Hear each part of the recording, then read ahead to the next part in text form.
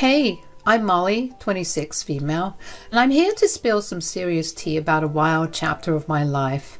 Picture this, it's like being caught up in a glamorous but totally crazy soap opera. Let me tell you, I've never been your typical beauty queen. I've always known I didn't fit society's beauty standards, but hey, who needs that when you've got stacks of cash? That's the deal with my bank account. It's got more money than I know what to do with. Little did I know, though, that money would become both a blessing and a curse in my life. Now, let's talk about my hubby, Mike. We had our fair share of ups and downs, just like any couple. But deep down, I had this nagging feeling that he wasn't fully satisfied with my looks. He'd drop hints about plastic surgery, like he wanted me to change my appearance. Can you believe it? Like I had the money, so why not just go under the knife, right? But here's the thing, I didn't want to change myself just to fit someone else's idea of beauty. I knew I wasn't a bombshell, but I didn't let it bother me. Mike, on the other hand, had a thing for those drop-dead gorgeous ladies you see in magazines, you know, the ones who turn heads effortlessly with their flawless looks. Let's just say I didn't fit that bill. And then we have my mother-in-law, Betty. Oh, Betty, she was all about beauty. She used to be in beauty pageants back in the day and even qualified for the Miss America competitions. She's one of those people who puts looking good above almost anything else. When Mike and I got together, I could practically feel the waves of disapproval emanating from her. But hey, guess what? The moment she discovered the extent of my wealth, suddenly her tune changed. Money talks, my friends, and it seems Betty was all ears. Deep down, I had this gut feeling that something was off. I couldn't shake the suspicion that Mike and Betty had conspired to marry me solely for my money and the lavish lifestyle it provided. It was like this unspoken agreement, a twisted game we all played. Let me tell you, it hurt like hell. It stung to know that the love I longed for was nothing but a facade, a cruel trick. But I played along, pretending to be clueless, all because I craved love so desperately, even if it meant settling for something fake. As time went on, I found myself walking a tightrope, trying to balance my insecurities with the need to keep up this charade. It was like living in a fancy bubble, a fancy prison of my own making. Every smile, every gesture, every extravagant purchase was all part of the illusion that I was this lucky girl living a dream life with a husband and mother-in-law who adored me. But deep down, I knew the truth. They didn't adore me. They adored the money that came with me. I was just a pawn in their little game. And let me tell you, Betty took her obsession with beauty to a whole new level. She couldn't resist imposing her ideals on me. I mean, seriously, she bombarded me with info about plastic surgeons like it was a necessity. It's not like I was disfigured or anything. I know I said I wasn't the prettiest, but come on. Her constant messages and recommendations felt like a punch to my already fragile self-esteem. It was a constant reminder that I fell short of Betty's ridiculous beauty standards. I was so fed up, I couldn't take it anymore. I grabbed my phone and dialed Betty's number, my voice shaking with a mix of anger and hurt. I straight up told her to stop with those damn suggestions. I had no interest in changing my face just to fit her idea of beauty. It was time to speak my mind and defend myself, flaws and all. But let me tell you, Betty wasn't about to back down without a fight. She lashed back at me, spewing venomous words without a hint of remorse. She had the audacity to sneer and call me ugly. Hearing her say it so boldly was like a punch to the gut. I always knew she felt that way, but having it thrown in my face like that, it hit differently. It was like a mirror was held up, reflecting the true disdain she had for me, and that moment shattered something inside me. The pain ran deep, leaving behind bitterness and anger. After that day, I made a vow to myself I wouldn't let anyone belittle me or make me feel lesser because of my appearance. I stood tall, embracing every part of myself, flaws and all. The resentment I felt towards Betty started to take hold, and our relationship became more strained than ever. The days that followed were a roller coaster of emotions: anger, hurt, and a fierce determination to find my worth beyond superficial beauty and material possessions. But you know what? I stayed in that relationship. I know, it sounds crazy. I should have left right then and there without even giving her a chance to change or apologize. But the truth is, I was lonely, and I had gotten so used to pretending to be oblivious to everything, it was like we were all playing our parts, getting what we wanted in this messed up game. I got companionship, and Mike and Betty got whatever the hell they wanted. As time went on, the cracks in our marriage became more and more obvious. It was like Mike was slowly pulling away from me, both emotionally and physically. I couldn't shake off the feeling that he was plotting his escape plan, using my wealth as a stepping stone to secure his financial independence before leaving me high and dry. Even with these doubts eating away at me, I continued to support Mike's business endeavors, pouring my money into his ventures. Maybe deep down I hoped that my investments would strengthen our bond, that he would finally see my worth beyond all the material things. But as the second year of our marriage rolled around, I couldn't ignore the undeniable success he was achieving. One day we found ourselves at Betty's house, engrossed in a discussion about Mike's businesses. It was a tense atmosphere as Betty and I clashed, locked in a fiery debate over a crucial business decision. We each defended our own viewpoints passionately, and let me tell you, it got heated. The crux of our disagreement centered around a strategic move that could take Mike's businesses to new heights. Betty, always one to care about appearances and social status, was all about playing it safe and maintaining a polished image. Meanwhile, I saw an opportunity for a bold and innovative strategy that could shake things up in the market and propel his ventures forward. Betty let out a scoff, her tone dripping with condescension. "Molly, dear, you've always had such big ideas, but let's not forget that appearances matter. We can't risk tarnishing our reputation with unnecessary risks." Frustration welled up inside me as I responded, my voice growing stronger. "But Betty, the market demands innovation. If he plays it safe, he'll be left behind. He needs to seize this opportunity and carve a niche for himself." As the tension escalated, I could feel the weight of the moment hanging in the air. It wasn't just a simple disagreement over business strategies anymore. It had become a battle for power, a chance for Betty to assert her authority and remind me of my perceived flaws. But let me tell you, I wasn't about to back down. I had spent far too long feeling small and overlooked in this dynamic. This was my opportunity to prove my worth, to show that I had more to offer than just my financial support. With a fire in my eyes, I confidently presented my case, countering Betty's arguments with well-thought-out logic and fresh ideas. Each word that left my lips carried the weight of my determination. I refused to be silenced or dismissed. I had spent countless hours researching and analyzing the market trends, and I was confident in my ability to steer Mike's businesses towards success.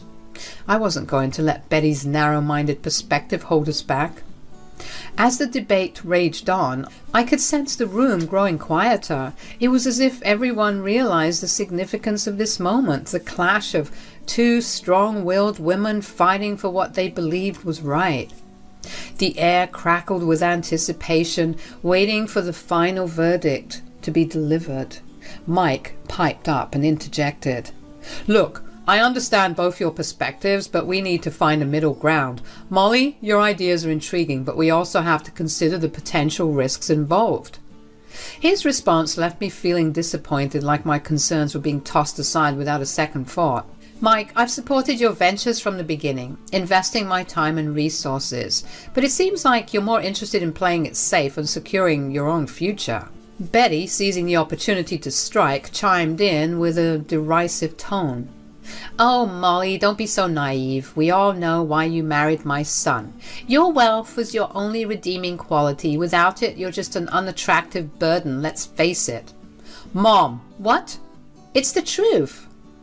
My eyes narrowed, anger bubbling within me. I refused to let her belittle me any longer. "Betty, enough. Your obsession with appearances blinds you to everything else. I won't let you define my worth. I may not be conventionally beautiful, but I have strength, intelligence, and a drive to succeed, and I won't allow you or anyone else to undermine that." She scoffed, and then she said, "You think you're better than us just because you have money?" "Nobody is saying that, Betty. You're just crazy. And you're just ugly." "Okay, Mom, stop, please." "Stop trying to defend her. Weren't you the one telling me that you wished that things were different, that you married a different girl?" "What?" "Mom, I didn't say it like that. Come on." "The jig is up, Mike. Don't worry. You can stop playing pretend now. Very soon we'll be swimming in our own wealth, and we don't need this hag any longer." I was so confused and hurt, it felt like my heart was about to explode in my chest. "Mike, what is she talking about?" Even though I was asking, part of me deep down already knew the answer. I just wasn't anticipating hearing the truth in this manner.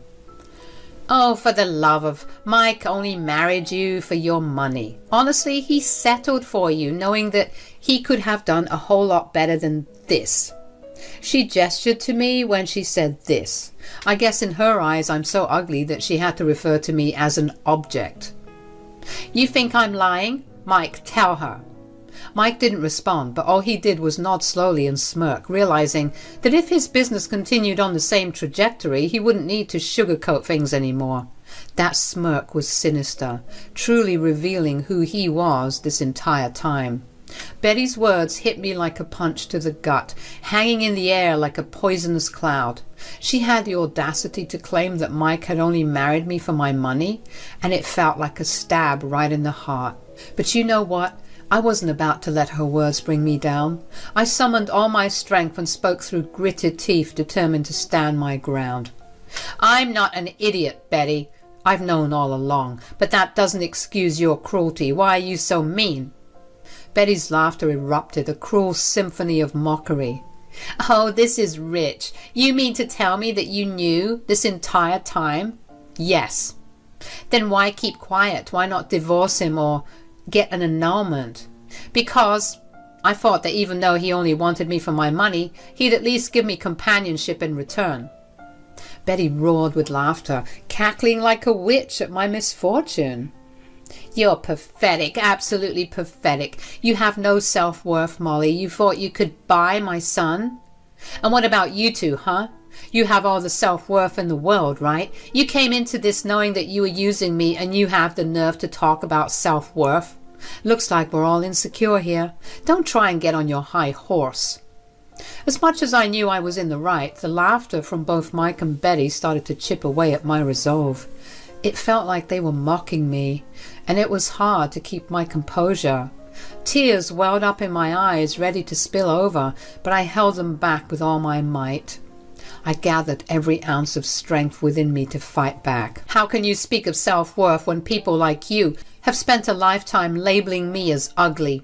You think I don't know what it feels like to be constantly reminded of my supposed flaws? I may have desired companionship even if it was built on falsehoods, but now I see how foolish I was to think I could find it in the likes of you and Mike." The room fell silent. Tension thick in the air as the battle lines were drawn. I could see a hint of regret in Mike's eyes, an unspoken acknowledgement of his wrongdoing. Meanwhile, Betty remained stubbornly entrenched in her wickedness, refusing to admit how awful she had been. I was inching to get out of that dreadful place, eager to leave behind all the pain and misery. But of course, luck wasn't on my side. There was a raging storm outside, matching the turmoil in my heart. It was like some kind of cheesy movie scene, which I usually appreciate, but not when I had a point to prove, and storming out would have been perfect. I stood at the doorway of Betty's house, ready to make my escape. Betty, seemingly unfazed by everything that had happened, seemed quite content with my departure. However, Mike, torn between his guilt and sense of responsibility, begged me to stay for the night. "Please, Molly, the storm is too dangerous. Stay here until it passes. It's late and you shouldn't be out there alone." His words hit me hard, lightning a fire of anger inside me. I couldn't stand the idea of staying in the same place as those who had played with my emotions for far too long, using me for their own selfish purposes, even though I allowed it. Fueled by determination, I snapped back at him with a firm voice. "I don't need your pity, Mike. I'll sleep on the couch downstairs. Just let me be." Determined to take control of my life, I headed to the living room for some much-needed solitude. The house was eerily quiet, with only the sound of the wind howling outside. I sank into the couch, feeling the weight of the night's revelations bearing down on me. In the dimly lit room, I couldn't shake off the sense of betrayal that clouded my thoughts. Thoughts raced through my mind as I pondered my next move, desperate to break free from the tangled web of lies that had ensnared me for far too long. In those solitary moments, I found the courage to take action. Grabbing a pen and paper, I carefully crafted 2 notes. One for Betty, one for Mike. I poured my heart into every word, expressing the raw emotions that had consumed me throughout the night. With the notes completed, I silently placed them on the kitchen counter, symbolic of my liberation. With determination burning inside me, I tiptoed through the house, making sure not to disturb the sleeping occupants. The storm raged outside, mirroring the turmoil in my life. Ignoring the tempestuous weather, I stepped into the night, my heart heavy, but my spirit unwavering. Miraculously, I arrived home unscathed. The storm's fury was nothing compared to the emotional whirlwind I had endured.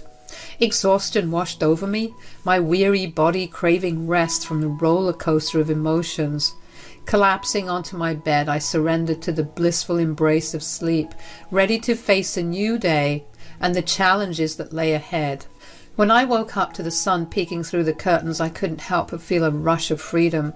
But then I checked my phone and saw a ridiculous number of missed calls, 87 to be exact, from Mike and Betty. Seriously, they must have been on a mission to break a Guinness World Record or something. I couldn't help but chuckle at their desperation. My revenge was in full swing, and they were starting to feel the burn. But it wasn't just about getting back at them emotionally. Oh no, my friends, I had a master plan. Let me spill the tea on those letters I sent them. In those carefully crafted words, I dropped a truth bomb that shattered their little game. You see, it wasn't just my heart they manipulated, but also my wealth and assets. And let me tell you, I'm no pushover when it comes to protecting what's rightfully mine. I let them in on a little secret. I owned all of Mike's businesses. Yeah, you heard that right. All those accomplishments he boasted about, they were made possible by my financial support. But guess what? I made sure to have everything legally in my name. I mean, who wouldn't want to be the boss, right? But that's not even the juiciest part. Oh, the post-nuptial agreement. It was my ace in the hole. Mike signed it without a clue, thinking he had me wrapped around his finger. Little did he know, hidden among the piles of paperwork he signed, that the agreement guaranteed my wealth and assets would be off limits in case of a divorce. Yep, even those businesses he thought were his ticket to success. Talk about a plot twist, right? They thought they could use me and toss me aside, but turns out I had the last laugh. Revenge truly is a dish best served with a side of financial security. Mike's inability to grasp the importance of reading the damn fine print and his blissful ignorance of the contract's existence was going to come back to bite him in the butt. Oh, the irony! It was like a delicious twist in this cheesy soap opera called my life. Their grand plan to use me for my money and then toss me aside had spectacularly backfired. Now I held all the cards and they were left scrambling with their half-baked schemes. Feeling a surge of boldness, I dialed Mike's number and waited for him to pick up. Surprisingly, he answered pretty darn quickly. "Oh my God, Mom, she's answered the phone. Now hurry. Molly, please tell me that this is all a joke." "Oh, Michael, you're just as naive as you were last year when you signed all those documents." "Molly, please, let's work something out. I'm begging you." "Nope. Since your mother believes that you can do so much better than me, I would like to give you the opportunity to do so. You should be expecting the divorce papers coming soon." "I won't sign them." "That's fine. I have friends who can make you sign them. They're the forceful type, you know, the ones who are so forceful that they can break fingers." "Those businesses are mine, Molly. At least give me that." "Nah, I don't think so. You made your bed, and now it's time you lay in it." "What makes you think I won't go to the authorities, huh?" "And say what? I signed these documents that I didn't bother reading, and now my wife won't give me any money?" "They'll laugh in your face." I heard Betty coming in on the phone now. I must have been on loudspeaker this whole time. To my complete and utter shock, this is what Betty said.